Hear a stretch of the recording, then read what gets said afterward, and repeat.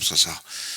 오직 변화를 받아서 성령으로 인하여 우리 안으로부터 변화시키시는 주님의 그 능력의 변화를 받아서 저희가 온전히 주님의 모습을 본받아 오늘의 삶을 그리고 매일의 삶을 살아가는 자들 될 수 있도록 주여 은혜 주시기를 간절히 간구드립니다.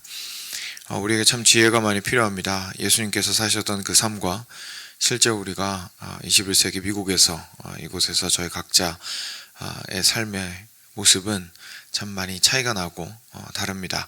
예수님을 통하여서 올바르게 깨닫고 우리의 삶에 적용을 하기 위해서 많은 지혜가 필요하고, 그리고 저희의 마음에 주님의 그 마음, 본질적인 그 마음 자체를 닮아서 실제로 적용하는 삶이 많이 필요합니다. 하나님, 저희의 힘으로서는 불가능하고 그리고 저희로서는 지혜가 참 모자르오니 주님께서 사랑으로 자비와 긍휼로 우리에게 그 지혜와 그 능력을 허락하여 주시고 오늘 나에게 허락하신 그 삶 속에서 주님을 닮은 그 모습으로 살아나갈 수 있는 은혜를 주시기를 간절히 간구드립니다. 하나님, 로마서도 이제 벌써 12장이 왔습니다. 하나님 도와주셔서 12장부터 우리의 삶 가운데에 직접적으로 말씀하시고 어떻게 살아야 하는지에 대해서 11장까지의 내용을 근거로 하여 말씀하시는 이 모든 내용들을 우리의 마음에 담고 참 주께서 원하시는 삶의 모습을 만들어 나가는 자들 되도록 성령 하나님 항상 붙드는 자들 되도록 주여 은혜 주시옵소서. 감사하며 예수 그리스도의 이름으로 기도드렸습니다. 아멘. 네, 12장 1절부터 8절입니다.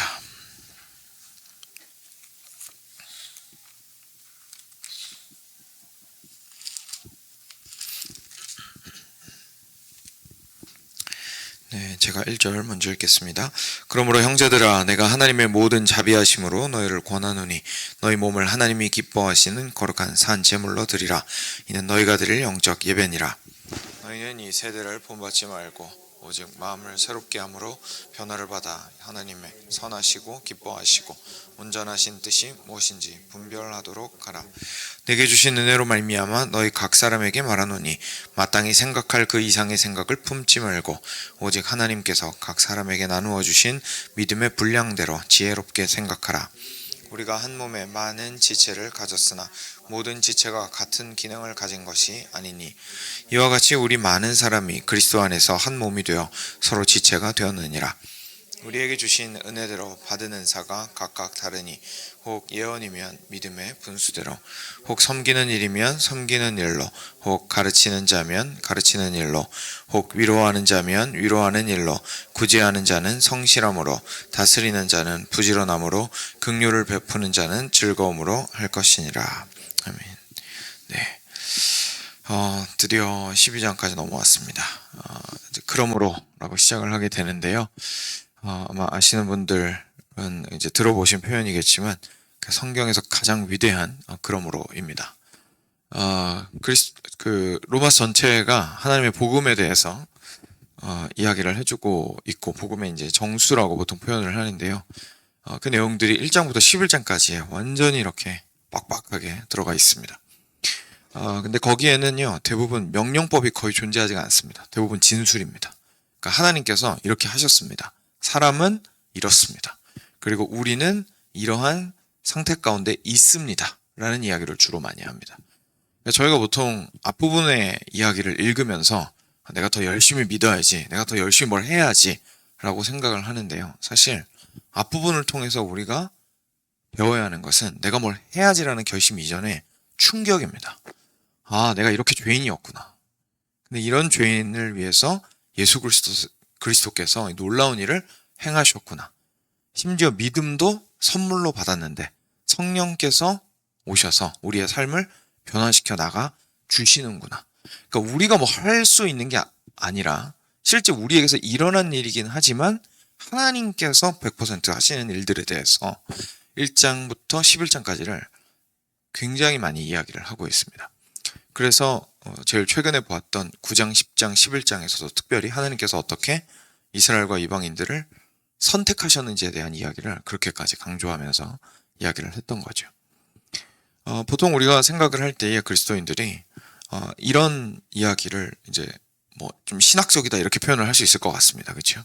근데 이런 이야기들을 별로 알려고 하지 않거나 그냥 알아도 그냥 뭐 목사나 선교사나 이런 사람들에게 해당되는 이야기라고 생각을 하거나 이 이야기에 대해서 너무 이제 깊이 있게 들어가게 되거나 상세하게 다루게 되면 이게 뜬구름 잡는 얘기다라고 느끼는 경우들이 많이 있습니다. 사실 그렇지 않습니다. 실제 사도 바울은 16장 중에 11장을 거기에 할애했습니다. 왜냐하면 그만큼 모든 그리스도인에게 반드시 필요한 지식이기 때문에 그렇습니다.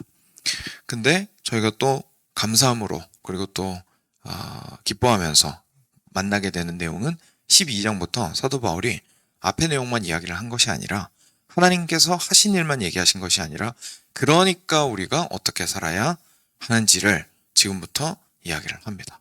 그러니까 앞에 게 없으면 사실 뒤에 게 설득이 될 수가 없고요. 왜 그렇게 살아야 하는지 우리는 이해할 수 없습니다. 그냥 그리스도인으로서 이렇게 살라고 하니까 그런가벼 하면서 사는 거죠. 근데 그게 아니라 올바르게 흔들리지 않고 그리스도인으로서 살아가는 삶을 설득을 당하고 이해를 하고 그리고 그 길을 스스로의 힘으로 주님과 동행하면서 걸어나가는 담대함과 그리고 굳건함을 가지고 하려면 결국은 앞의 내용들도 필요하다는 것을 기억할 필요가 있습니다. 그래서 그 앞의 내용을 전부 다 받아서 그러므로 라고 얘기하고 있기 때문에 우리가 이렇게 죄인인데도 하나님이 행하신 일이 이렇게 놀랍고 완벽하고 온전하고 우리를 단단한 반석 위에 두기 때문에 이제 우리는 어떻게 살아야 하냐면 이런 뜻입니다. 그래서 이 그러므로가 성경에서 가장 위대한 그러므로라고 얘기를 하는 거죠. 그래서 그러므로 뭐라고 하시나요? 형제들아 내가 하나님의 모든 자비하심으로 너희를 권하노니 너희의 몸을 하나님이 기뻐하시는 거룩한 산 제물로 드리라. 이는 너희가 드릴 영적 예배니라 라고 이야기를 하십니다. 여기에서 너희를 권하노니 너희의 몸을 할 때 이 몸은 결국 전인을 얘기를 하는 거죠. 진짜 뭐 저희의 육신만 이 살덩이만 얘기를 하는 게 아니라 눈에 보이는 것만 얘기를 하는 것이 아니라 실제 삶 전체를 얘기합니다. 이 땅 가운데서 살고 있기 때문에 그리고 육신을 가지고 살아가는 우리들이기 때문에 너의 몸을 이라고 얘기하는 거죠. 이제는 예수님께서 이미 영원한 제물이 되셔서 하나님께 당신을 다 바치셨기 때문에 우리가 그렇게 제물을 바칠 필요가 없습니다. 우리가 십자가에 올라가서 제사를 지낼 필요도 없습니다. 예수님께서 모든 것을 행하셨습니다.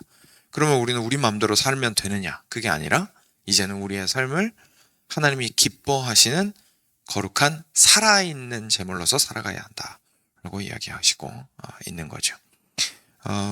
결국 우리의 초점이 하나님이 기뻐하시는 것이 무엇에 있는가?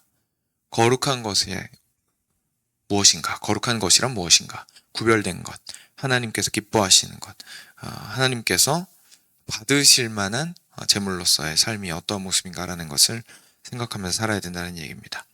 그래서 이것이 우리가 이제 드릴 영적 예배이다라고 얘기합니다. 여기서 말하는 영적 예배는 혹시 기억하시는 분들도 있겠지만 여기서 영적이라는 게 스피리추얼하다, 영적이다 이런 뜻이 아닙니다. 여기서 말하는 영적이라는 건 합당하다 이런 뜻입니다. 예. 합당한 예배, 예. 그러니까 하나님께 드릴 만한 예배 이런 뜻입니다. 예. 그래서 하나님께 적합하고 하나님께 드릴 만한 그런 참된 예배 이런 뜻이거든요. 그래서 그런 예배가 무엇이냐면 이제는 삶 전체를 하나님 앞에 거룩하게 올려드리는 것이 그런 것입니다. 그런 예배입니다. 라고 얘기를 하는 겁니다. 그러니까 다시 말해서 우리의 삶에서 하나님께 올려드리지 않아도 되는 영역은 아무것도 없다는 겁니다. 우리의 삶의 모든 영역, 우리가 뭐 아이들을 키우고 부모를 대하고 혼자 있고 일을 하고 여가 생활을 누리고 취미 생활을 하고 울고 그리고 또 웃고 그죠? 그리고 돈을 벌고 돈을 쓰고 수많은 일들을 하면서 살아가는데 그 모든 일들이 결국은 하나님 앞에서 이루어지는 거룩한 산 제사로서의 삶을 우리가 살아나가야 된다라는 것을 우리에게 말씀하시고 있습니다. 그러면 그거 어떻게 살아야 될까요? 그죠? 그거 궁금하잖아요. 그게 바로 2절 말씀입니다. 너희는 이 세대를 본받지 말고 그래서 이 세대가 하고 있는 모양을 본뜨지 말라는 뜻입니다. 그죠? 모양을 본뜨는 거 있잖아요. 저희가 이렇게 기름종이 같은 거 이렇게 위에다가 그림 위에다가 이렇게 받쳐놓고 위에 이렇게 선 따라서 그려서 본받는 것처럼 세상의 모습에 대해서 그대로 본받으려고 하는 마음이 우리 가운데 있는데 결국 본 것을 그대로 하려고 하는 것이 우리 습성이지 않습니까? 그러니까 그러려고 하는 마음이 우리 가운데 있는데 그렇게 하지 말고 그러면 그렇게 하지 말고 어떻게 해야 될까요? 오직 마음을 새롭게 함으로 변화를 받아 하나님의 선하시고 기뻐하시고 온전하신 뜻이 무엇인지 분별하여야 합니다라고 얘기하고 있습니다. 그러니까 이게 사실 현대 그리스도인한테는요 상당한 도전이고 어떻게 보면 익숙하지 않은 요구입니다. 왜냐하면 우리는 빨리 행동으로 들어가기를 원하거든요. 근데 지금 뭘부터 얘기를 하고 있냐면 생각을 바꾸라고 얘기하고 있습니다. 생각을 바꿔라. 그러니까 세상을 본받는 것은 결국 세상의 생각을 본받는 겁니다. 세상이 하는 대로 따라가는 것은 우리가 영어 표현에 why not 이라는 표현이 있잖아요. 뭐 하면 안 돼? 그죠? 왜 안 돼? 당연히 괜찮지 라는 표현들이 있는데 그냥 깊이 생각 안 하는 거죠. 남들 다 하니까. 그리고 그렇게 살아가면 나는 이상한 사람이 되지 않을 수 있으니까. 하나님께서 어떻게 생각하시는지에는 별로 관심이 없고 남들 다 하니까가 우리에게 기준이 되어서 살아가게 됩니다. 그런데 하나님께서는 먼저 일단 그걸 차단을 하시고 자 그거 본받지 말고 그럼 어떻게 해야 되냐면 마음을 새롭게 함으로 변화를 받아야지. 근데 마음을 새롭게 함으로 변화를 받아야 할 때 이 마음이요. 사실 지성에 해당하는 부분입니다. 그러니까 이 마음이 영어로는 mind라고 하면 이제 영어 하는 사람들한테 mind라고 물어보면요. 우리나라 마음이랑 좀 다르거든요. 우리나라에서 마음 이러면 조금 가슴, 감정 이런 거에 좀 더 가깝죠. 근데 느낌이. 근데 영어에서 mind 이러면 바로 머리입니다. 그래서 사실 영어 화자한테는 이게 mind라는 표현이 들어가기 때문에 별로 그렇게 큰 어려움은 없는데 한국 사람들은 조금 오해하기가 쉽죠. 여기서 나오는 마음은 훨씬 더 지적 활동에 가깝습니다. 그래서 어떻게 판단할 것인가, 어떻게 분별할 것인가, 어떻게 지혜롭게 바라볼 것인가 이런 문제입니다. 그런데 새롭게 함으로 변화를 받는 것에 대해서는 앞에 1장부터 11장에 나왔어요. 이 변화가 그냥 우리가 생각하는 변화가 아니라 1장부터 11장에 나오는 변화입니다. 무슨 변화죠? 죄인이었던 우리가 속사람이 누구를 통해서 바뀝니까? 그리스도를 믿는 믿음으로 성령으로 말미암아 바뀌게 되죠. 그 변화를 얘기를 하는 겁니다. 다시 말해서 내가 나를 바꾸려고 애써라 이런 뜻이라기보다는 성령과 동행하기를 애써라 이런 뜻이죠. 그러니까 이미 나를 변화시키신 성령의 우리 안에 있으시니 성령이 나를 변화시켜 나가시는 방향에 보조를 맞춰서 성령의 말씀에 귀를 기울이고 말씀 가운데서 지혜롭게 잘 분별하여 세상의 모습을 따르지 말고 올바르게 걸어나가라.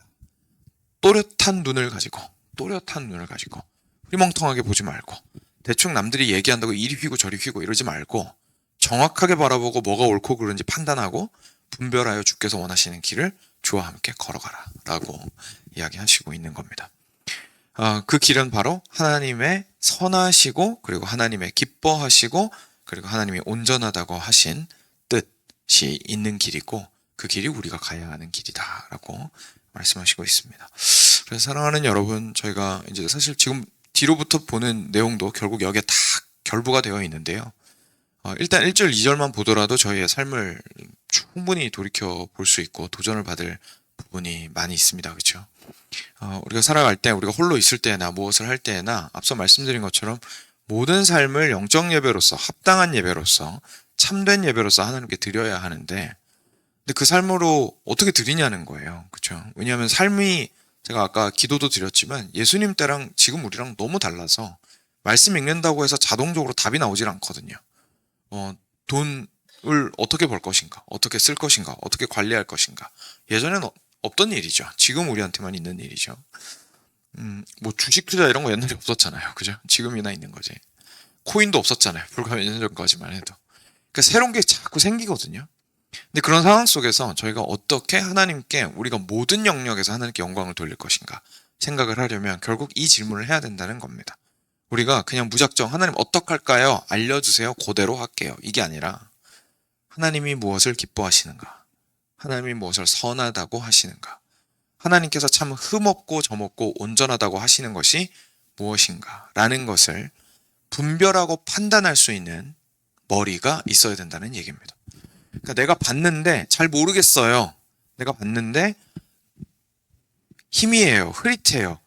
이 길인지 저 길인지 잘 모르겠어요. 라고 한다면 우리는 사실 아직 갈 길이 많이 남은 사람들인 거죠. 계속 많이 배워야 하는 것이고요. 계속 주의 길을 더 알고자 해야 합니다. 그리스도인은 사실 계속해서 신앙생활을 해 나가면 나갈수록 더 보는 눈이 또렷해져야 하거든요. 그래서 그것을 우리가 삶 가운데서 좀 기억했으면 좋겠습니다. 우리 삶 속에서 항상 내가 있는 영역에서 과연 하나님이 무엇을 기뻐하시는가, 하나님이 무엇을 거룩하다 하시는가, 무엇을 온전하다 하시는가, 그리고 무엇을 선하다 하시는가 라는 것들을 기준으로 삼으시고 질문을 해보시고 하나님께 기도하시고 그 길들을 걸어가시면 좋겠습니다. 그리고 나서 이어지는 부분도 저희들에게 이제 물론 가르치시는 것이 참 큽니다. 3절부터 보시면요. 내게 주신 은혜로 말미암아 너희 각 사람에게 말하노니 마땅히 생각할 그 이상의 생각을 품지 말고 오직 하나님께서 각 사람에게 나누어 주신 믿음의 분량대로 지혜롭게 생각하라 라고 말씀하십니다. 이거를 이제 이 말씀만 보면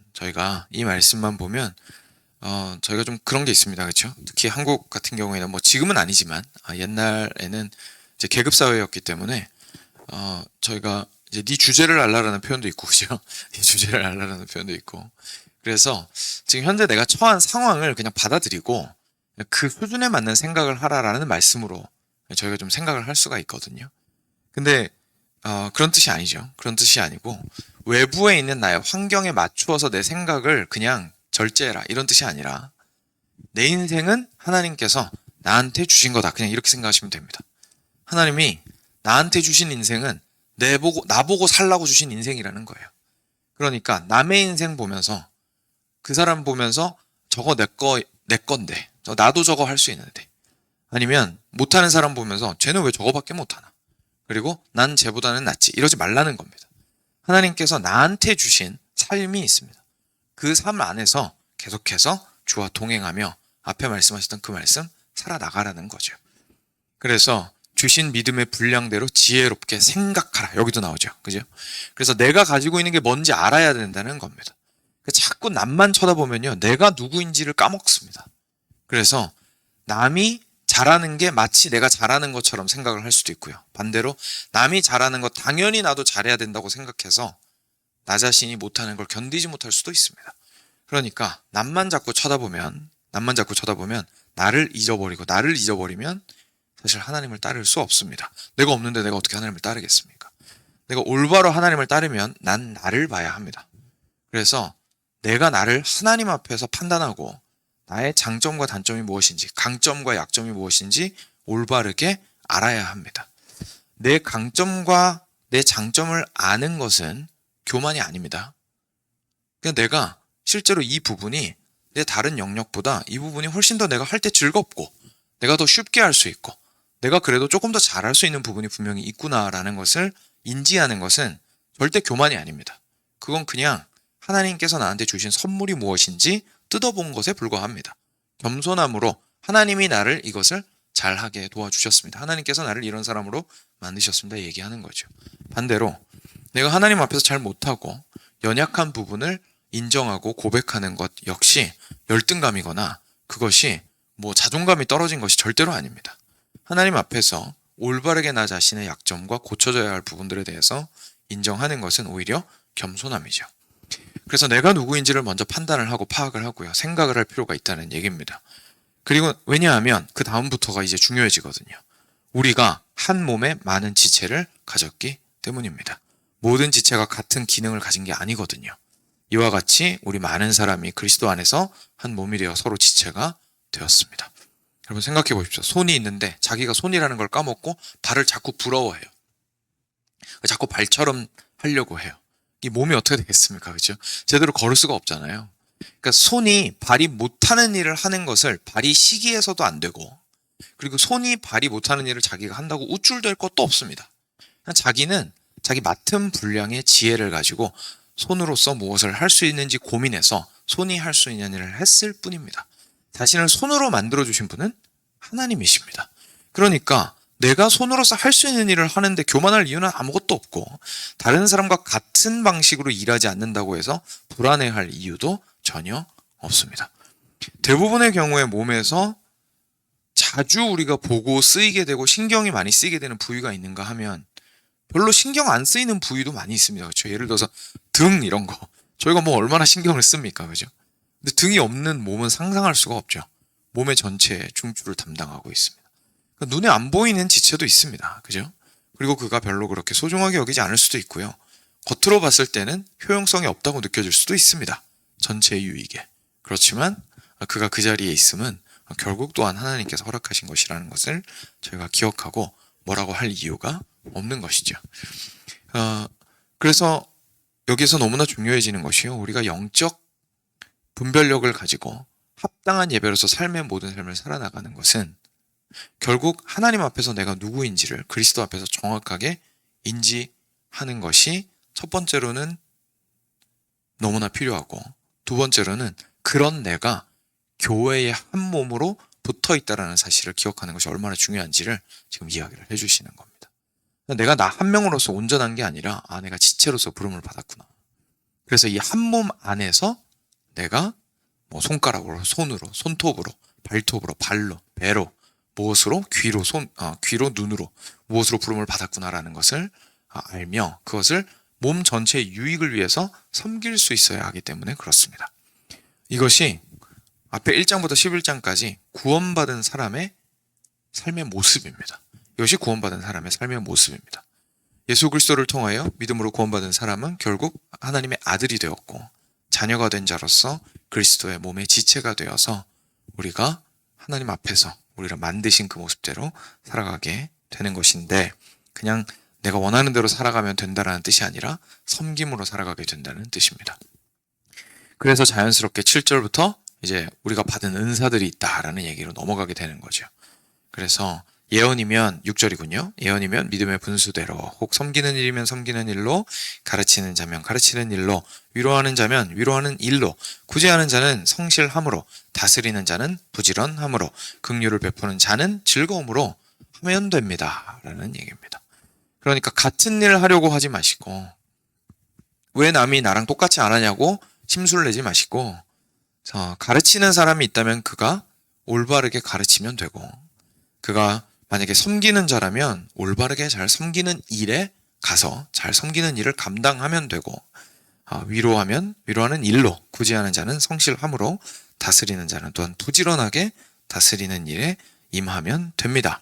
긍휼을 베푸는 자는 즐거움으로 하십시오. 누가 시켜서 하지 말고 그리스도께서 당신을 의롭다 하시고 은혜를 주셔서 그 마음으로 긍휼을 베푸시고 있는 거니까 누가 시켜서 하고 누가 보아서 하고 안 하면 민망해서 하고 그러지 말고 즐거움으로 하십시오 라고 얘기를 하고 있는 것이죠. 사랑하는 여러분, 저희가 교회 안에서 많은 섬김들이 있습니다. 그렇죠? 많은 섬김들이 있습니다. 근데 그 섬김들에 대해서 우리가 이제 일이라고 보통 표현을 하는데요.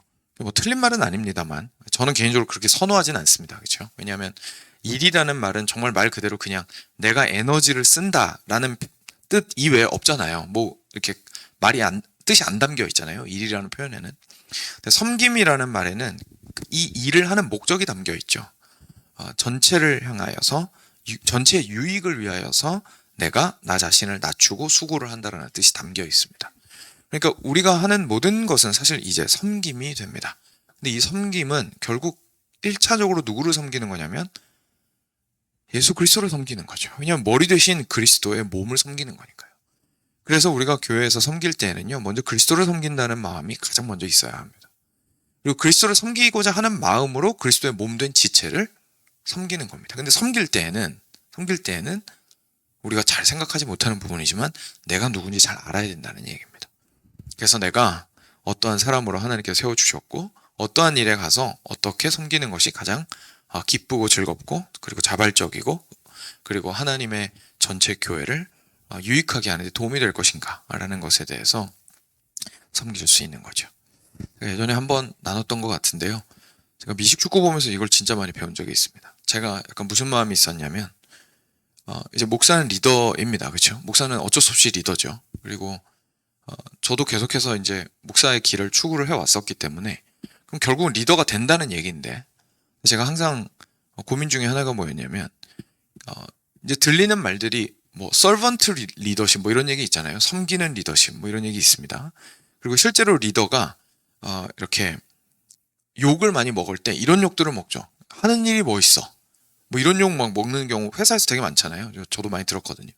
그러니까 저한테 했다는 게 아니라 누가 이제 이렇게 그런 식으로 욕을 하는 걸 많이 들었는데 리더들에 대해서 도대체 하는 게 뭐야? 라고 이제 자기 입장에서 생각을 하는 거죠. 밑에 사람이, 밑에 부하 직원이 자기 입장에서 봤을 때는 맨날 그냥 사무실에 앉아가지고 일하고 있고 나가서 땡볕 쳐서 일하는 건 자기니까 도대체 하는 게 뭐야? 이렇게 하는 거예요.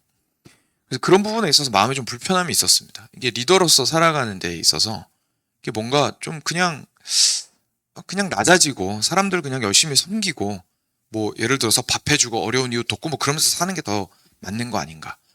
리더는 높은 위치를 추구하는 거 아닌가 이런 생각을 한 적이 있었거든요. 그런데 미식축구 보시면요. 쿼터백이 공을 안 던지면 그리고 작전을 지시를 안 하면 포메이션이 움직이질 않고 공이 앞으로 가서 스코어를 할 수가 없습니다. 쿼터백은 공 던져야 됩니다. 쿼터백이 공을 안 던지는 게 팀에 도움이 안 되는 거죠. 공을 던지는 게 그리고 그 자리에서 작전을 감독한테 받아서 지시를 하는 게 겸손한 겁니다. 그걸 똑바로 안 하면 팀이 안 돌아가죠. 그리고 팀은 절대로 승리할 수 없습니다. 그러니까 쿼터백의 겸손함은 쿼터백의 자리를 내려놓는 것이 아니라 쿼터백의 자리를 잘 지키는 겁니다. 근데 쿼터백의 자리를 잘 지킬 때 다른 자리들 앞에서 우쭐하면 안 되는 거죠.